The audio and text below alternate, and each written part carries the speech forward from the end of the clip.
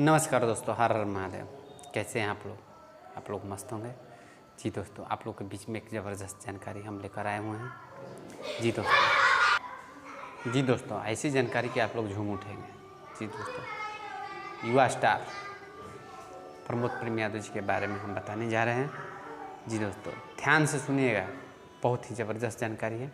बता दें दोस्तों कि प्रमोद प्रेम यादव जी का एक नए फिल्म का ट्रेलर कल सुबह रिलीज होने जा रहा है। जी दोस्तों, कल आप लोग धमाल मचाइए और ज़्यादा से ज़्यादा देखिएगा। जी दोस्तों, प्रमोद प्रेम यादव जी का नए मूवी का ट्रेलर कल सुबह कैप्टन यूट्यूब चैनल से रिलीज होगा।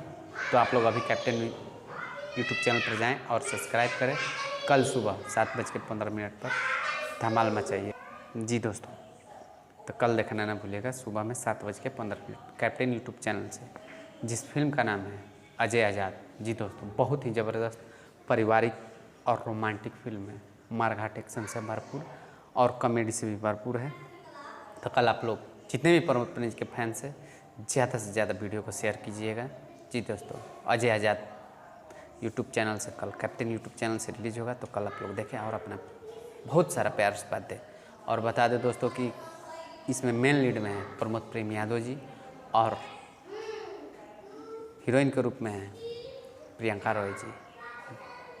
जोड़ी आप लोग के बीच में बहुत सारा वीडियो बना चुकी हैं।